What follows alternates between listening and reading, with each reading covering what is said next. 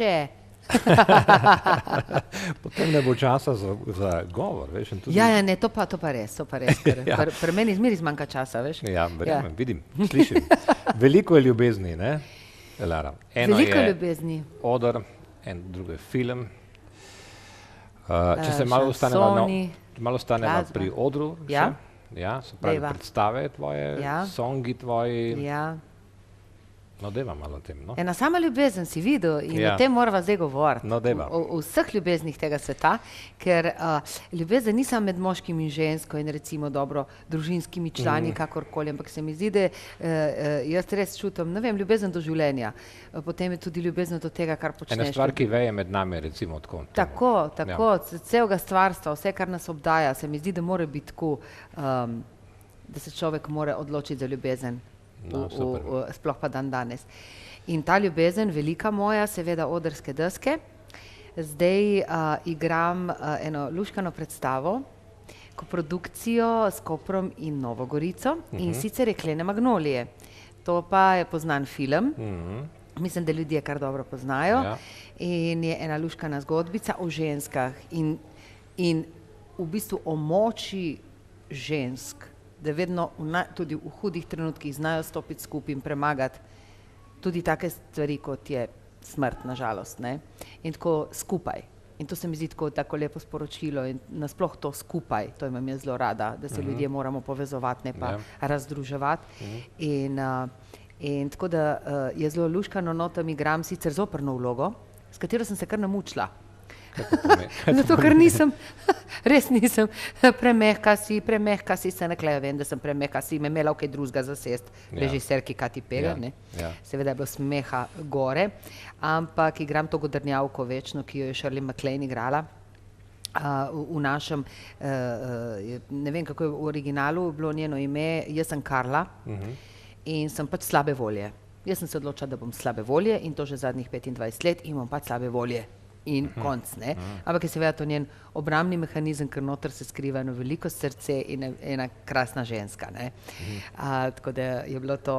Tako da zdaj bomo igrali, no, smo že imeli premiere v Kopru in zdaj nas še čaka, oziroma smo že imeli premiero v Novi Gorici uradno, zdaj nas pa še čaka odigravanje abonmajev v Novi Gorici in upam, da potem gremo širom po Sloveniji še kaj gostovati. No, super.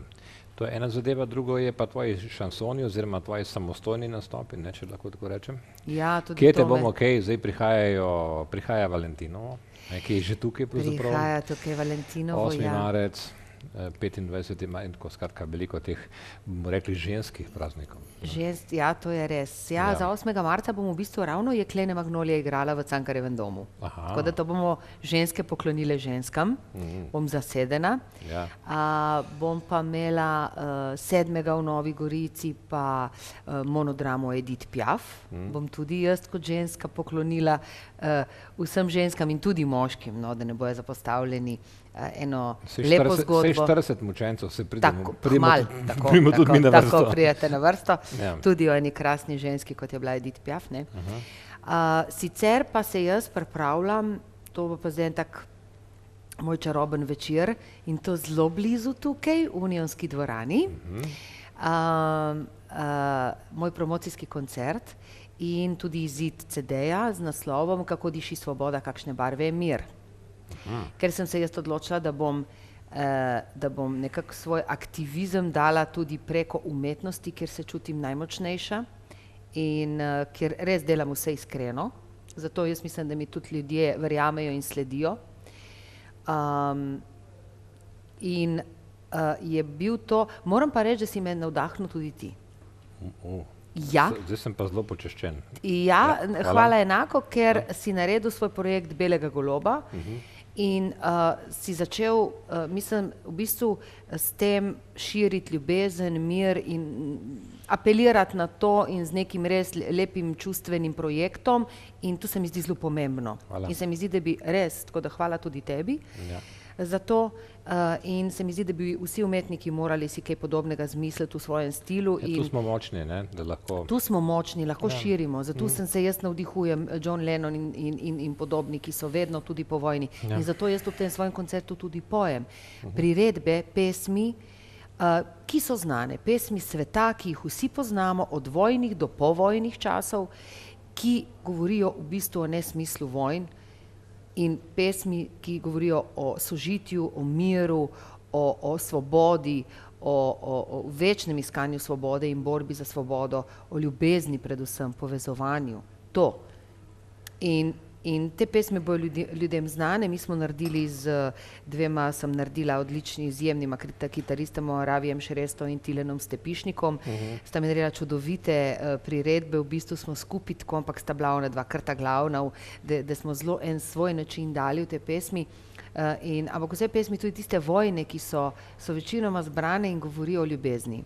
No, super. Počiva jezero v tihoti, ne vem, Lili Marlen, Katjuša, ki vedno ona čaka njega in je neka ljubezen posredi. In zato tudi jaz v veznem tekstu zelo govorim o tem, da so nesmiselne vojne in izgube takih mladih življenj, mladih ljubezni, neizživetih, da vojne nimajo smisla. No. In tako da to sem prav čutila v sebi, da moram enkrat narediti in se je rodil ta projekt in sem zelo vesela, zdaj je tudi posnet CD, se obdeluje.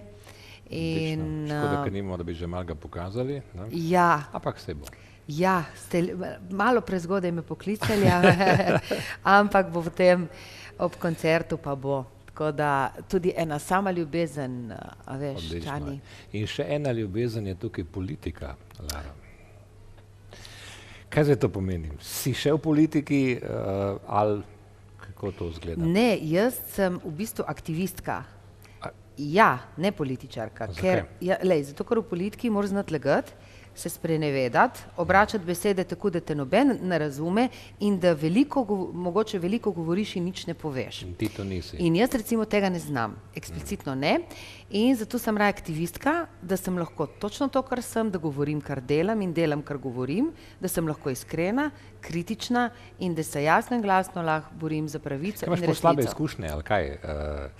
Tako, ker si povedala resnico, pa ni bila sprejeta, ali to ljudje nočejo slišati resnico? Ali kaj? Seveda nočejo slišati. Mislim, tudi v politiki je težko, čeprav jaz moram vseeno moje poslance pohvaliti, ker se mi zdi, da edini stojijo, to je bil tudi namen, da se politika spremeni v tem smislu, da končno stojimo za tem, kar govorimo in da delamo potem v tej smeri, kar smo, ne vem, obljubljali pri volitvah, ne? In zato so naši res svetla izjema in upam, da bo tako tudi ostalo, ker če ne bom prva, ki bom izstopila. Ne? Se pravi, si še malo not. Ja. Ne sem noter, ampak kolikor sem lahko. Jaz bom rekla res bolj aktivistka, če je treba za kakšne take teme, ker sem pač predsednica gibanja Trst, ampak če je pa treba zraven in se zavzeti za kakšno stvar, absolutno. Je pa res, da zdaj ogromno delam in sem mal dala na stran mogoče aktivizem. Prej sem bila veliko bolj aktivna, zdaj malo manj, ne pomeni pa, da nisem. Ne.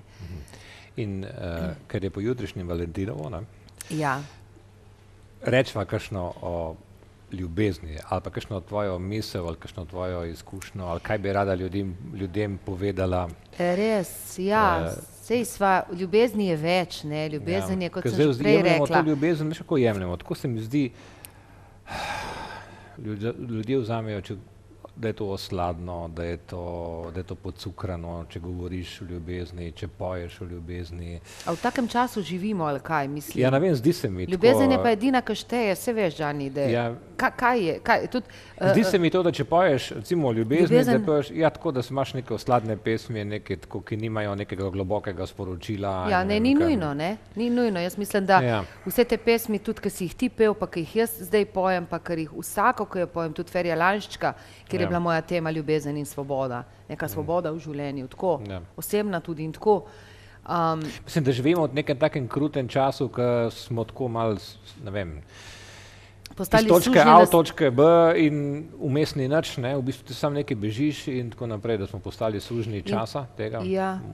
Ja, res smo, ja. Sužnji smo v bistvu postali novodobni, to je zelo žalostno, ampak ravno zato je treba govoriti in peti o ljubezni, ker ljubezen je vse povsod, ni zdaj sam, kot sem že prej rekla.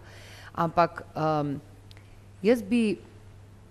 ljubezen nas je tudi naredila, ne? Že tle je štart. Tako da ljubezen mora biti in jaz bi res mogoče rekla eno misel, ki jo jaz tudi povem v svojem koncertu, kako diši svoboda in kakšne barve je mir. In sicer, da zakaj se pač ljudje enkrat v zgodovini človeštva ne odločimo za mir in sožitje, ker je pač na tem svetu res dovolj vsega za vse. Samo odločiti se je treba, ne? To vemo, da bi morali prav razporediti, ampak tudi odločiti se je treba. Kaj je tisto, v kar bi se radi zbujali zjutraj? V ljubezen ali v sovraštvo? In kaj je tisto, kar nas v bistvu res osrečuje, kar nas napolnjuje, kar je vredno negovati v sebi? In naj se ljudje vprašajo, je to ljubezen ali je to sovraštvo? Ne glede, kaj hudega se ti zgodi v življenju, pa je kdaj hudo, ampak zato je pa odpuščanje. Ja. Govorimo tudi o odpuščanju, ki nas osvobaja. In ljubezen, in zato jaz pravim, da nas do boljšega jutri loči samo ta odločitev. Ali se bomo odločili prebujati v ljubezen ali v sovraštvo.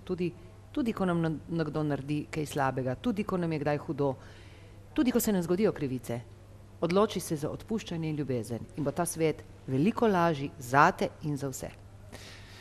Lara, ne bo ta misel za konec, ker nama je čas potekel. Kavica traja malo časa. Hvala, ker si prišla na kavo. Hvala za povabilo, Đani. Želim ti vse dobro pri tvojih projektih in veliko sreče v ljubezni. Ja, enako, vse enako. Srečno.